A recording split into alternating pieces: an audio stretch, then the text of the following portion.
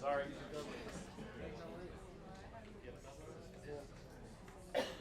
Got it.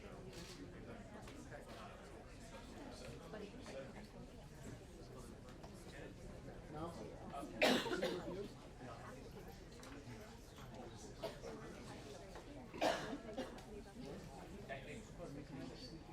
Yeah, yeah.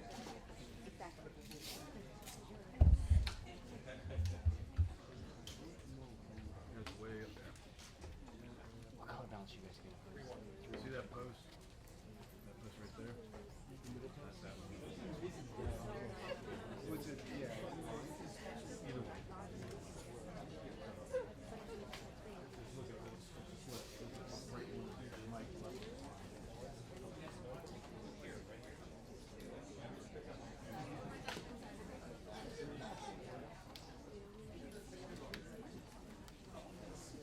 That look.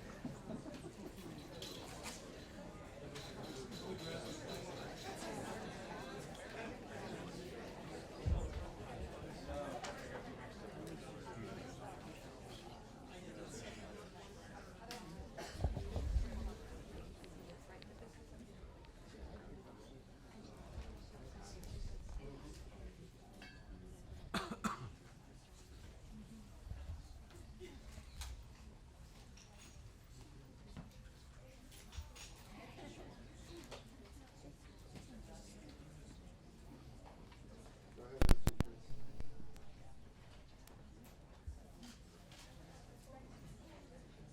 Okay.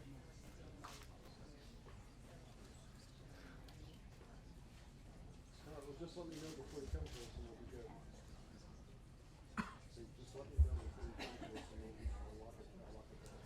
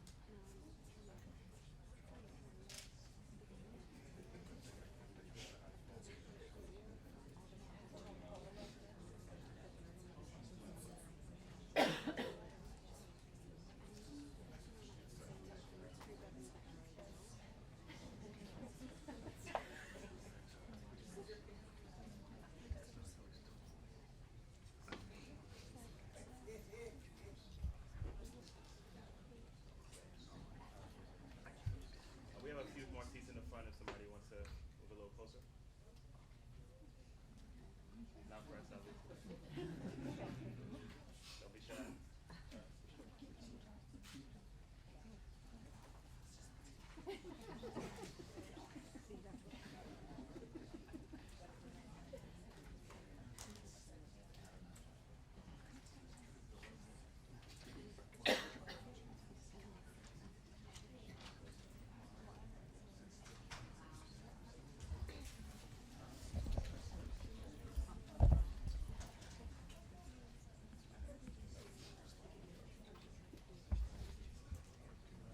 It's a 2-minute warning.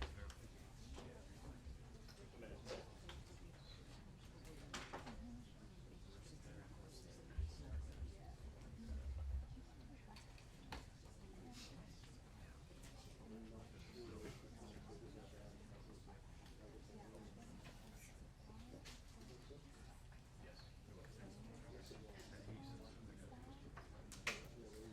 Just remember to silence your phone.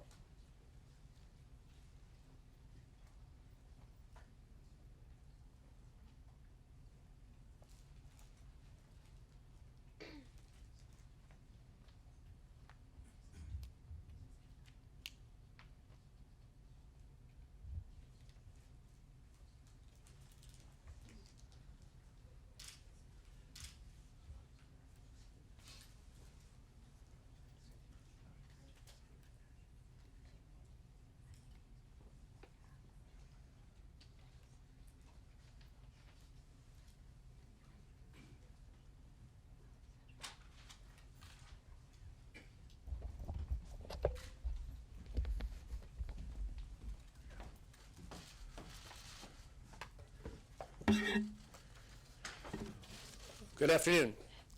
I'd like to take the next few moments to address the two investigations that the Justice Department has been conducting in Ferguson, Missouri, these last several months.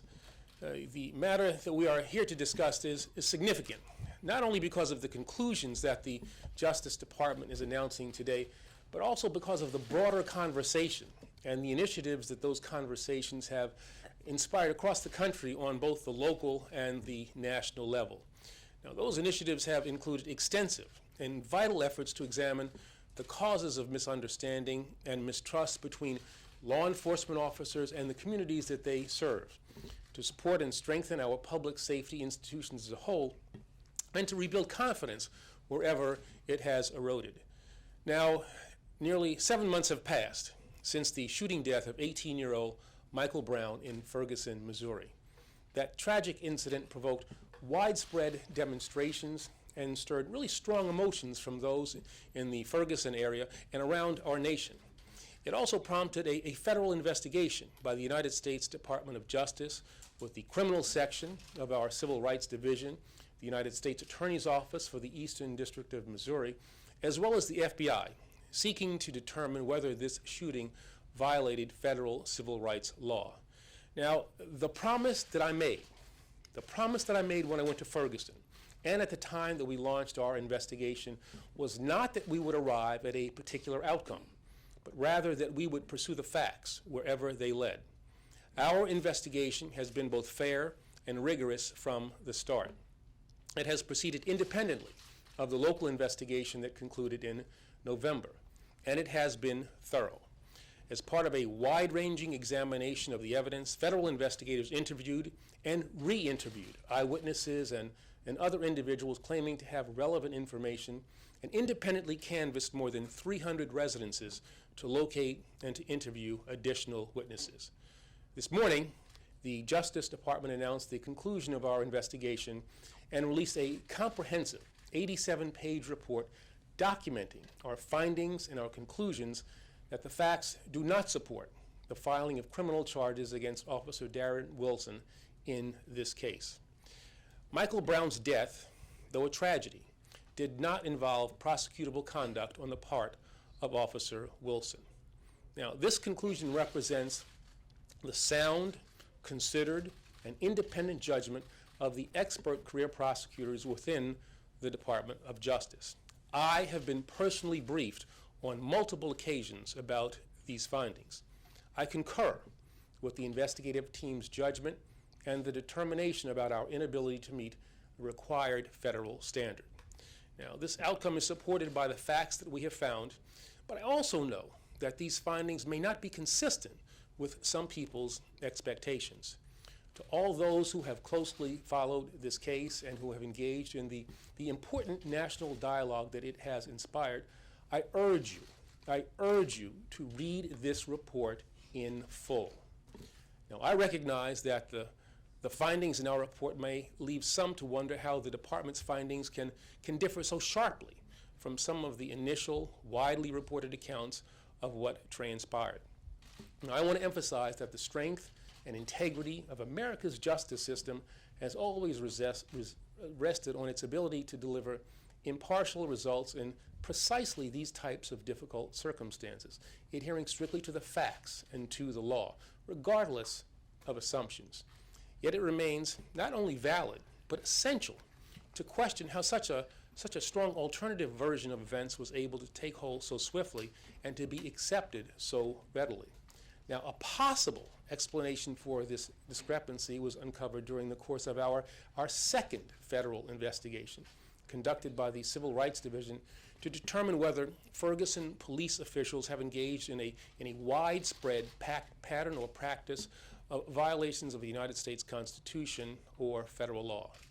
Now, as detailed in what I will call our searing report, and it is searing, also released by the Justice Department today, this investigation found a community that was deeply polarized, a community where deep distrust and hostility often characterized interactions between police and area residents, a community where local authorities consistently approached law enforcement not as a means for protecting public safety, but as a way to generate revenue, a community where both policing and municipal court practices were found to be disproportionately harmful to African American residents, a community where this harm frequently appears to stem, at least in part, from racial bias, both implicit and explicit, and a community where all of these conditions, unlawful practices, and constitutional violations have not only severely undermined the public trust, eroded police legitimacy, and made local residents less safe, but created an intensely charged atmosphere where people feel under assault and under siege by those who are charged to serve and to protect them. Now, of course, violence is never justified, but seen in this context, amid a highly toxic environment defined by mistrust and resentment, stoked by years of bad feelings, and spurred by illegal and misguided practices, it's not difficult to imagine how a single tragic incident set off the city of Ferguson like a powder keg. In a sense, members of the community may not have been responding only to a single isolated confrontation, but also to a pervasive, corrosive, and deeply unfortunate lack of trust, attributable to numerous constitutional violations by their law enforcement officials, including First Amendment abuses, unreasonable searches and seizures, and excessive and dangerous use of force, exacerbated by severely disproportionate use of these tactics against African Americans, and driven by overriding pressure from the city to use law enforcement not as a public service, but as a tool for raising revenue.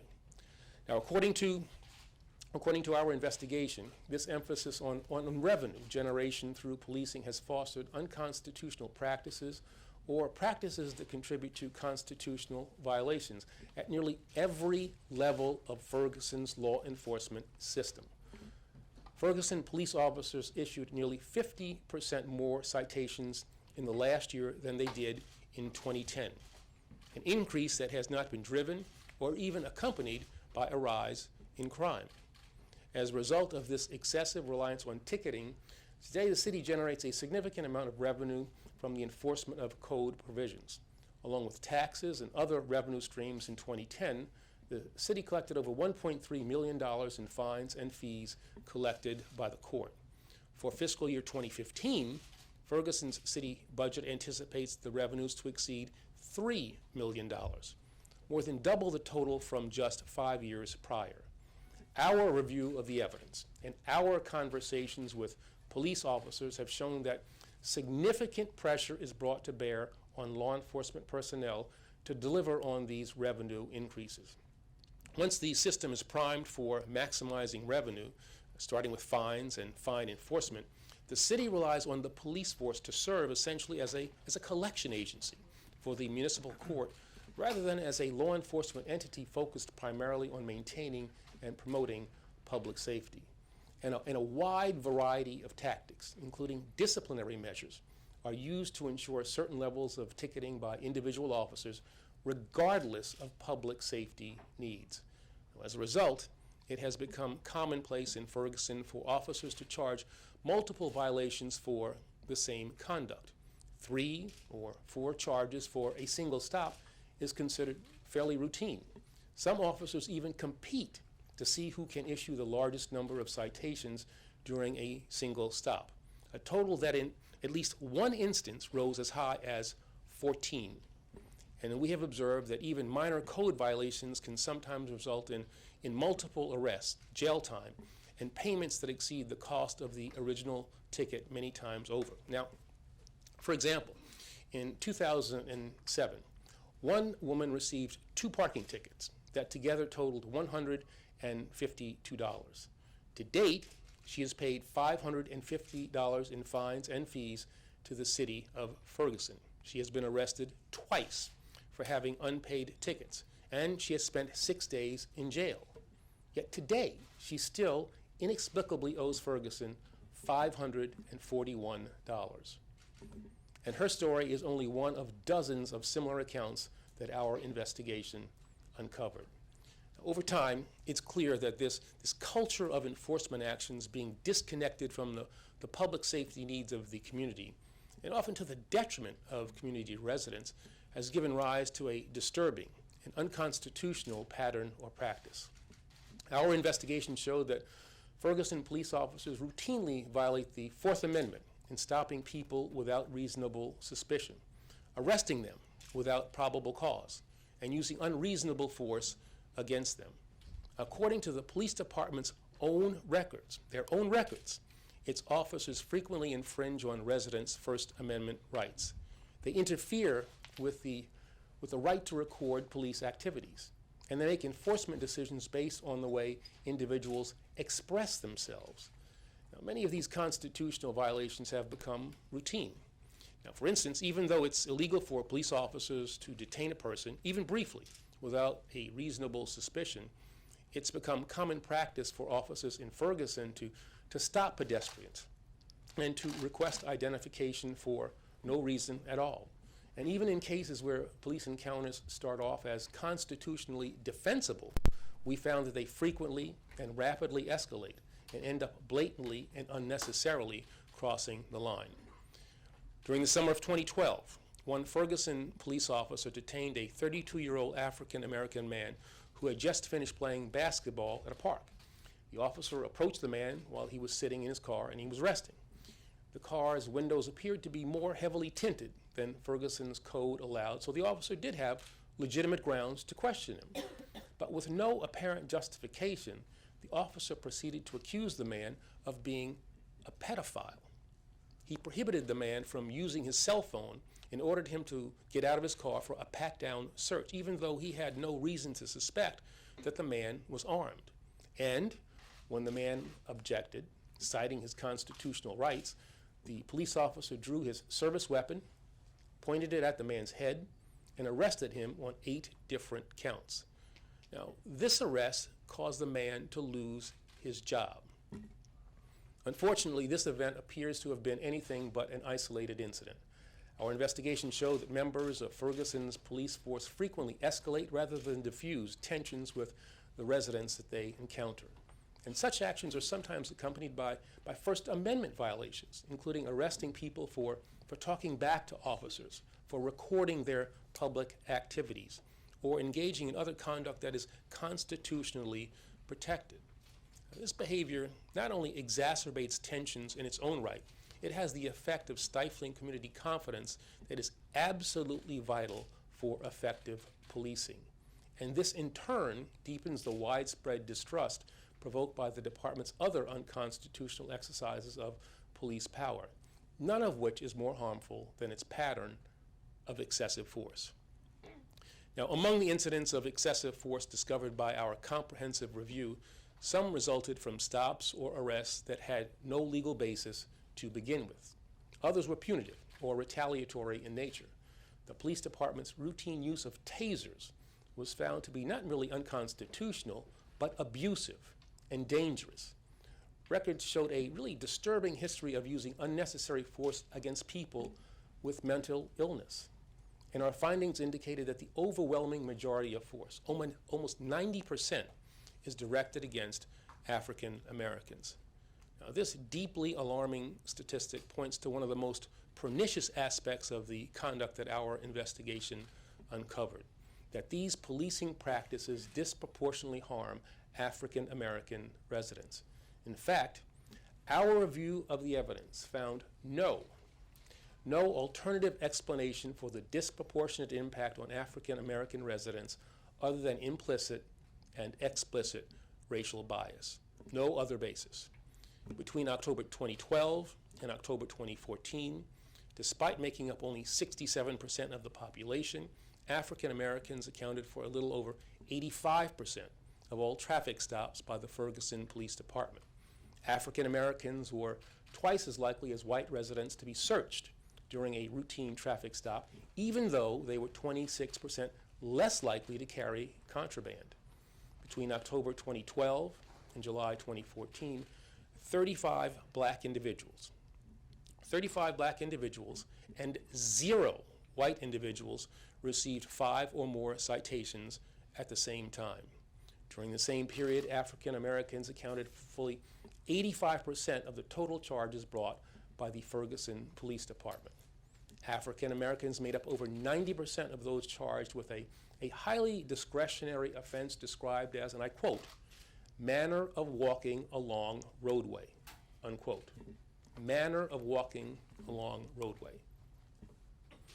And use of dogs by Ferguson police appears to have been exclusively reserved for African Americans. In every case in which Ferguson police records recorded the race of a person bit by a police dog, that person was African American. The evidence of racial bias comes not only from statistics, but also from remarks made by police, city, and court officials. A thorough examination of the records, including a large volume of work emails, shows a number of public servants expressing racist comments or gender discrimination, demonstrating grotesque views and images of African Americans in which they were seen as the other, called transient by public officials and characterized as lacking personal responsibility. Now, I want to emphasize that all of these examples, statistics, and conclusions are drawn directly from the exhaustive findings report that the Department of Justice has now released. Clearly, these findings and others included in the report demonstrate that although some community perception of Michael Brown's tragic death may not have been accurate, the widespread conditions that these perceptions were based upon and the climate that gave rise to them were all too real. Some of those protesters were right. This is a reality that our investigators repeatedly encountered in their interviews of police and city officials, their conversations with local residents, and their review of thousands of pages of records and documents. This evidence pointed to an unfortunate and unsustainable situation that has not only severely damaged relationships between law enforcement and members of the community, but made professional policing vastly more difficult. And I think very significantly, unnecessarily placed officers at increased risk. And today, now that our investigation has reached its conclusion, it is time. It is time for Ferguson's leaders to take immediate, wholesale, and structural corrective action. Now, let me be very clear. The United States Department of Justice reserves all of its rights and abilities to force compliance and to implement basic change. Nothing is off the table. The report from the Justice Department presents two sets of immediate recommendations for the Ferguson Police Department and the Municipal Court. These recommendations include the implementation of a robust system of true community policing, increased tracking, review, and analysis of Ferguson Police Department stop, search, ticketing, and arrest practices, increased civilian involvement in police decision-making, and the development of mechanisms to effectively respond to allegations of officer misconduct. They also involve changes to the municipal court system, including modifications to bond amounts and detention procedures, an end to the use of arrest warrants as a means of collecting owed fines and fees, and compliance with basic due process requirements. Ensuring meaningful, sustainable, and verifiable reform will require that these and other measures be part of a court-enforceable remedial process that includes involvement from community stakeholders, as well as independent oversight in order to remedy the conduct that we have identified, to address the underlying culture that we have uncovered, and to restore and to rebuild the trust that has so badly been eroded. Now, as the brother of a retired police officer, I know that the overwhelming majority of America's brave men and women in law enforcement, they do their jobs honestly, with integrity, and often at great personal risk. I have immense regard for the vital role that they play in all of America's communities and the sacrifices that they and their families are too often called to make on behalf of their country. It is in great part for their sake and for their safety that we must seek to rebuild trust and foster mutual understanding in Ferguson and in all communities where suspicion has been allowed to fester. Negative practices by individual law enforcement officers and individual departments present a significant danger not only to their communities, but also to committed and hardworking public safety officials around the country who perform incredibly challenging jobs with unwavering professionalism and uncommon valor. Clearly, we owe it to these brave men and women to ensure that all law enforcement officials have the tools, the training, and the support they need to do their jobs with maximum safety and effectiveness. Now, over the last few months, these goals have driven President Obama and me to announce a series of administration proposals that will enable us to help heal mistrust wherever it is found, from a national initiative for building community trust and justice to a historic new task force on 21st century policing, which will provide strong federal support to law enforcement at every level on a scale not seen since the Johnson administration.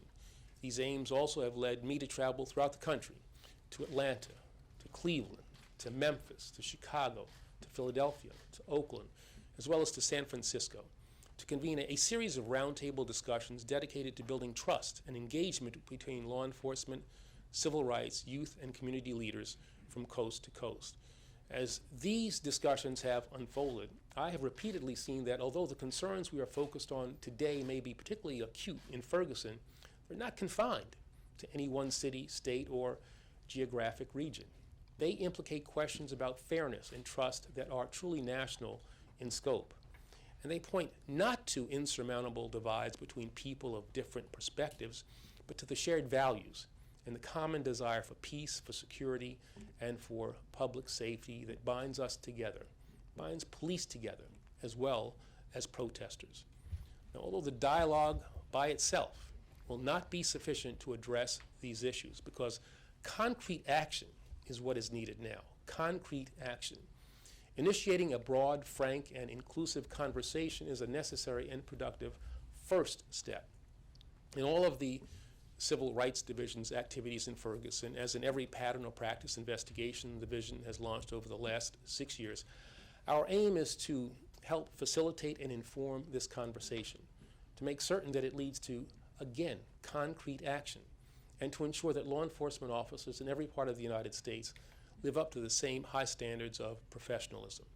Now, it is clear from our work throughout this country, particularly through the work of our Civil Rights Division, that the prospect of police accountability and criminal justice reform is an achievable goal, one that we can reach with law enforcement and community members at the table as full partners. Last August, when I visited Ferguson to meet with concerned citizens and community leaders, I made a solemn commitment that the United States Department of Justice would continue to stand with the people there long after the national headlines had faded. Well, this week, with the conclusion of our investigations into these matters, I again commit to the people of Ferguson that we will continue to stand with you and to work with you to ensure that the necessary reforms are implemented. And even as we issue our findings in today's reports, our work will go on. It will go on as we engage with the city of Ferguson and surrounding municipalities to reform their law enforcement practices and to establish a public safety effort that protects and serves all members of the community. It will go on as we broaden this work and extend the assistance of the Justice Department to other communities around the country. And it will go on as we join together with all Americans to ensure that public safety is not a burden undertaken by the brave few, but a positive collaboration between everyone in this nation. The report that we have issued and the steps that we have taken are only the beginning of a necessarily resource-intensive and inclusive process to promote reconciliation, to reduce and eliminate bias, and to bridge gaps and build understanding. And in the days ahead, the Department of Justice will stay true to my promise, vigilant in its execution and determined in the pursuit of justice in every case, in every circumstance, and in every community across the United States of America. Thank you.